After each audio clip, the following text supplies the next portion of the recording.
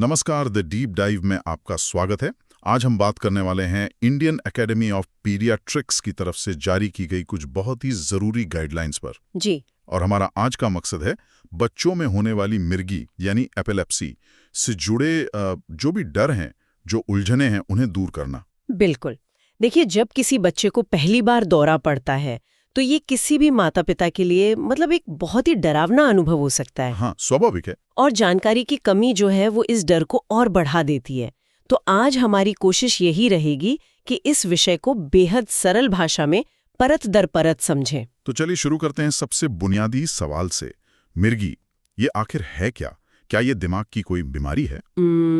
इसे बीमारी से ज्यादा एक न्यूरोलॉजिकल कंडीशन या कहिए एक दिमागी स्थिति कहना बेहतर होगा। अच्छा। देखिए, हमारे दिमाग में लाखों नसें होती हैं जो एक दूसरे को करंट या सिग्नल भेजकर काम करती हैं। जब इस सिग्नल सिस्टम में कोई गड़बड़ी हो जाती है और दिमाग में अचानक से एक तरह का इलेक्ट्रिकल तूफान सा उठता है तो उसे दौरा या सीजर कहते हैं। ओके। और जब किसी बच्चे को बिना किसी बाहरी वजह के, जैसे तेज बुखार के, 24 घंटे में 2 या उससे ज्यादा दौरे पड़े, तब डॉक्टर कहते हैं कि बच्चे को मिर्गी है। जब हम दौरा शब्द सुनते हैं हाँ। तो दिमाग में अक्सर वो फिल्मों वाला सीन आता है जिसमें इंसान जमीन पर गिरकर बुरी तरह कांपने लगता है। क्या ये हमेशा ऐसा ही होता है? नहीं, और यही सबसे बड़ा मिथक है जिसे तोड़ना बहुत जरूरी है। अच्छा। कई दौरे बहुत ही शांत और गुपचुप तरीके से आते हैं। हो सकता है बच्चा आपसे बात करते करते अचानक कुछ सेकंड के लिए गुमसुम हो जाए। बस गुमसुम? हाँ, बस गुमसुम होकर एक एकटक कहीं देखने लगे या पलकें तेजी से झपकाने लगे। इसे एब्सेंस सीजर कहते हैं। हो। और कई बार माता पिता इसे बच्चे की आदत या दिन में सपने देखना समझकर नजरअंदाज कर देते हैं, जबकि ये भी एक तरह का दौरा ही है। ये तो वाकई ये जानना बहुत जरूरी है। तो इसका दौरे का हमेशा शरीर का कांपना या अकड़ना नहीं होता। और क्या लक्षण हो सकते हैं जिन पे ध्यान देना चाहिए? हाँ, इन शांत दौरों के अलावा शरीर में हल्के झटके आना, शरीर का अकड़ जाना, सिर का अचानक आगे की तरफ झुक जाना या चेहरे की मांसपेशियों में फड़कन होना, ये सब भी दौरे के लक्षण हो सकते हैं। और जो गंभीर दौरे होते हैं उनमें बेहोशी, मुंह से झाग आना और कभी-कभी मल मूत्र पर कंट्रोल खो देना भी शामिल है। और दौरे के बाद क्या होता है? बच्चा नॉर्मल हो जाता है? दौरे के बाद अक्सर बच्चा बहुत थका हुआ महसूस करता है, या तो सो जाता है या फिर कुछ देर के लिए थोड़ा कंफ्यूज रहता है। ठीक है, तो ये लक्षण ये किसी भी वजह से हो सकते हैं, पर यहाँ एक सवाल उठता है जो हर पेरेंट को परेशान करता होगा। ऐसा क्यों हो रहा है? क्या ये हमारी किसी गलती की वजह से है? ये सवाल बहुत स्वाभाविक है, लेकिन सच तो ये है कि आधे से ज्यादा मामलों में मिर्गी का कोई ठोस कारण पता ही नहीं चल पाता। अच्छा, कोई कारण नहीं मिलता? जी नहीं। और जिन मामलों में पता चलता है उसकी कई वजह हो सकती हैं, जैसे दिमाग की बनावट में कोई जन्मजात समस्या, कोई जेनेटिक कारण या जन्म के समय दिमाग में ऑक्सीजन की कमी। कभी-कभी सिर में लगी कोई पुरानी गंभीर चोट या दिमाग का कोई इन्फेक्शन भी इसकी वजह बन सकता है। तो क्या कुछ ऐसी चीजें हैं जो दौरे को ट्रिगर कर सकती हैं? ऐसी बातें जिनका पेरेंट्स को खास ध्यान रखना चाहिए? हाँ, कुछ ट्रिगर्स जरूर होते हैं, जैसे नींद पूरी न होना, बहुत ज्यादा तनाव, तेज बुखार और कुछ बच्चों में चमकती बुझती लाइटें। Flashing lights? हाँ, फ्लैशिंग लाइट्स। इसीलिए गाइडलाइंस में सलाह दी जाती है कि बच्चे की नींद का पूरा ध्यान रखें, उसे तनाव वाले माहौल से दूर रखें और स्क्रीन टाइम भी सीमित रखें। अगर किसी पेरेंट को अपने बच्चे में ये लक्षण दिखते हैं तो अगला कदम क्या होता है? डॉक्टर कैसे पता लगाते हैं कि ये मिर्गी ही है, कुछ और नहीं? वो सबसे पहले डॉक्टर बच्चे की पूरी मेडिकल हिस्ट्री बहुत ध्यान से सुनते हैं। दौरा कब आया, कैसा था, कितनी देर रहा, ये सारी जानकारी बहुत कीमती होती है। जिसने दौरा देखा हो उसका विवरण बहुत जरूरी है? सबसे ज्यादा जरूरी। उसके बाद डॉक्टर बच्चे की पूरी जांच करते हैं, उसका दिल ठीक से काम कर रहा है, नर्वस सिस्टम में कोई दिक्कत तो नहीं, और बच्चा दिमागी तौर पर कैसा है। और इसके बाद शायद कुछ टेस्ट की बारी आती होगी। मैंने ईईजी के बारे में सुना है। बिल्कुल, ईईजी यानी इलेक्ट्रोएन्सेफेलोग्राम। इसमें बच्चे के सर पर छोटे-छोटे स्टिकर लगाकर दिमाग की इलेक्ट्रिकल एक्टिविटी को रिकॉर्ड किया जाता है। ये बिल्कुल दर्द रहित जांच है। इससे ये पता चलता है कि दिमाग में असमान तरंगें कहाँ से और किस तरह की उठ रही हैं। इससे मिर्गी का प्रकार समझने में मदद मिलती है। तो ईईजी से दिमाग की इलेक्ट्रिकल एक्टिविटी का पता चलता है, लेकिन अगर समस्या दिमाग की बनावट में ही हो, जैसे कोई पुरानी चोट, उसे कैसे देखा जाता है? बहुत अच्छा सवाल है। उसके लिए हमें दिमाग के अंदर झांकना पड़ता है और वो काम करते हैं एमआरआई या सीटी स्कैन। ये मशीनें दिमाग की एक 3D तस्वीर बना देती हैं, राइट। जिससे डॉक्टर ये देख पाते हैं कि कहीं कोई बनावटी दिक्कत तो नहीं है जो इन दौरों की जड़ हो। ठीक है, तो अब हमारे पास एक निदान है। अब आता है सबसे बड़ा हिस्सा, इलाज। इसका मैनेजमेंट कैसे होता है? इलाज का सबसे मुख्य आधार हैं दवाएं, जिन्हें अब एंटी सीजर मेडिकेशंस या ASMs कहा जाता है। ASMs। जी, इन दवाओं का काम दिमाग में उठने वाले उस इलेक्ट्रिकल तूफान को शांत करना है ताकि दौरे ना पड़े। तो क्या ये कोई एक जादुई गोली है जो हर बच्चे पर काम कर जाती है, या ये इससे ज्यादा जटिल है? ये थोड़ा जटिल है। हर बच्चे का शरीर और मिर्गी का प्रकार अलग होता है, इसलिए ये थोड़ा ट्रायल एंड एरर जैसा हो सकता है। अच्छा। डॉक्टर एक दवा से शुरू करते हैं और अगर उससे दौरे कंट्रोल नहीं होते तो खुराक बदलते हैं या दूसरी दवा जोड़ते हैं। सही दवा और सही डोज खोजने में थोड़ा वक्त लग सकता है, इसलिए धैर्य रखना बहुत जरूरी है। और अगर सामान्य दवाएं काम ना करें तो फिर बच्चों के न्यूरोलॉजिस्ट यानी पीडियाट्रिक न्यूरोलॉजिस्ट से मिलना जरूरी हो जाता है। रोजमर्रा की जिंदगी में एक बहुत बड़ी चुनौती होती है दवा का रूटीन बनाए रखना। जिंदगी व्यस्त है और डोज मिस हो सकती है। ये कितनी बड़ी बात है? ये बहुत बड़ी और गंभीर बात है। एक भी डोज छूटने से दौरे वापस आने का खतरा कई गुना बढ़ जाता है, जिससे बच्चे को चोट लग सकती है। ओह, ओके। इसलिए दवा का समय बिल्कुल पक्का होना चाहिए। आप फोन में अलार्म लगा सकते हैं, दवा के डिब्बे इस्तेमाल कर सकते हैं या फ्रिज पर एक चार्ट बनाकर लगा सकते हैं। और अगर फिर भी कभी डोज छूट जाए तो? इसके लिए एक सीधा सा नियम है।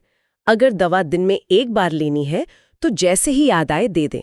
अगर दिन में 2 बार लेनी है और डोज छूटे हुए 6 घंटे से कम हुए हैं तो भी दे सकते हैं। और अगर 6 घंटे से ज्यादा हो गए हो तो? उस डोज को छोड़ दें और अगली डोज अपने तय समय पर ही दें।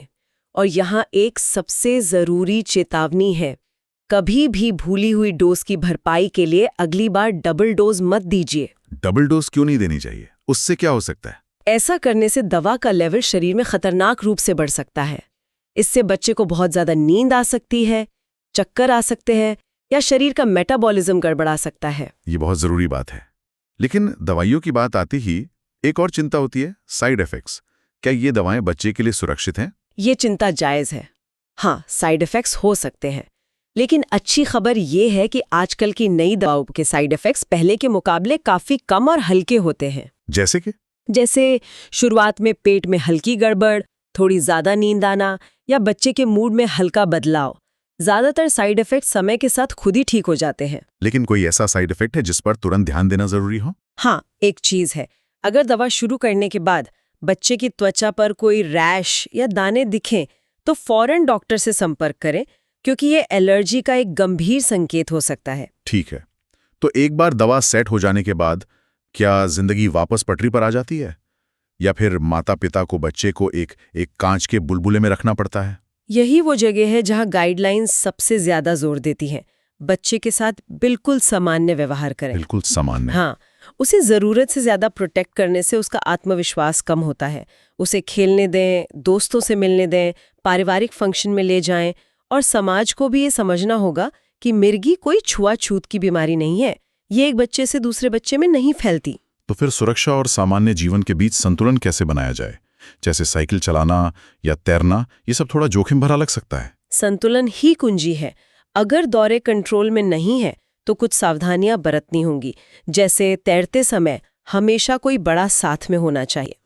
साइकिल चलाते समय हेलमेट पहनना अनिवार्य है। नहाते समय बाथरूम का दरवाजा अंदर से बंद न करने की सलाह दी जाती है, ताकि जरूरत पड़ने पर मदद पहुंच सके। और बड़े बच्चों के लिए, टीनेजर्स के लिए? हाँ, जिन किशोरों के दौरे अनियंत्रित हैं, उन्हें स्कूटर या बाइक चलाने की इजाजत नहीं दी जानी चाहिए।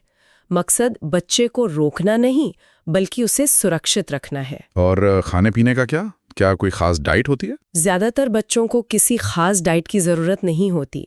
घर का बना संतुलित भोजन सबसे अच्छा है। ओके। हाँ, कुछ बहुत ही जिद्दी और मुश्किल मिर्गी के मामलों में, जहां दवाएं काम नहीं करती, डॉक्टर कीटोजेनिक डाइट नाम की एक खास डाइट की सलाह देते हैं। Ketogenic diet? जी, लेकिन ये बहुत सख्त डाइट होती है और इसे हमेशा डॉक्टर और डाइटिशियन की देखरेख में ही किया जाना चाहिए। ठीक है, अब बात करते हैं स्कूल की, जो बच्चे की दुनिया का केंद्र होता है। वहाँ का माहौल कैसे मैनेज किया जाए? बच्चे को एक सामान्य स्पून नहीं भेजना चाहिए। ये उसके सामाजिक और मानसिक विकास के लिए बेहद जरूरी है। माता पिता की जिम्मेदारी है कि वो क्लास टीचर और स्कूल प्रिंसिपल को बच्चे की कंडीशन के बारे में पूरी जानकारी दें। इसमें कुछ भी छुपाना नहीं चाहिए। और स्कूल की क्या जिम्मेदारी बनती है? क्या एक टीचर को पता होना चाहिए कि दौरा पड़ने पर क्या करना है? हाँ बिल्कुल, स्कूल को कम से कम 1 या 2 स्टाफ मेंबर को फर्स्ट एड के लिए ट्रेन करना चाहिए। उन्हें पता होना चाहिए कि दौरा पड़ने पर बच्चे को एक करवट लिटा देना है। अच्छा। उसके आसपास से खतरनाक चीजें हटा देनी है और उसके मुंह में कुछ भी नहीं डालना है।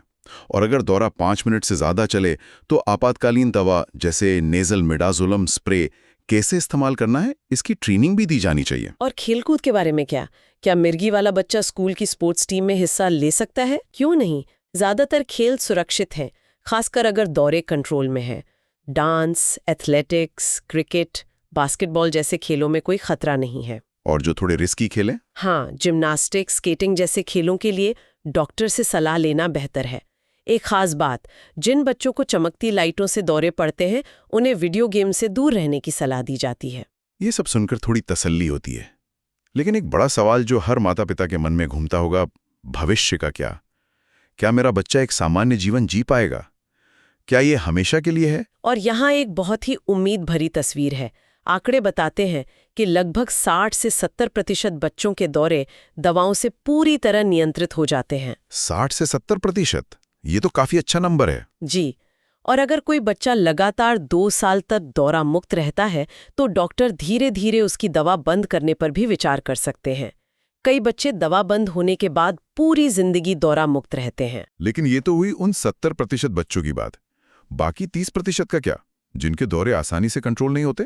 हाँ, ये भी एक हकीकत है कि लगभग 30% बच्चों में दौरे कंट्रोल करना एक चुनौती हो सकता है। ऐसे बच्चों को सीखने में या व्यवहार से जुड़ी कुछ समस्याओं का सामना करना पड़ सकता है। किसी बच्चे का भविष्य कैसा होगा ये कई बातों पर निर्भर करता है, जैसे मिर्गी का कारण क्या है, दौरे किस उम्र में शुरू हुए और क्या कोई और न्यूरोलॉजिकल समस्या भी साथ में है। तो उन बच्चों के लिए जिनके दौरे कभी-कभी आ सकते हैं, चोट से बचने के लिए कुछ ठोस सुरक्षा उपायों पर बात करते हैं। घर को कैसे ज्यादा सुरक्षित बनाया जा सकता है? कुछ आसान से बदलाव बहुत काम आ सकते हैं। अगर बच्चे को नींद में दौरे आते हैं तो उसका बिस्तर खिड़की या दीवार के बहुत पास ना हो। अच्छा। बिस्तर के पास जो टेबल या फर्नीचर है उसके नुकीले कोनों पर फोम या पैडिंग लगा दें। और अगर बच्चे को ड्रॉप अटैक यानी अचानक गिरने वाले दौरे आते हैं तो उसके लिए हेलमेट पहनना बहुत जरूरी है, खासकर जब वो खेल रहा हो।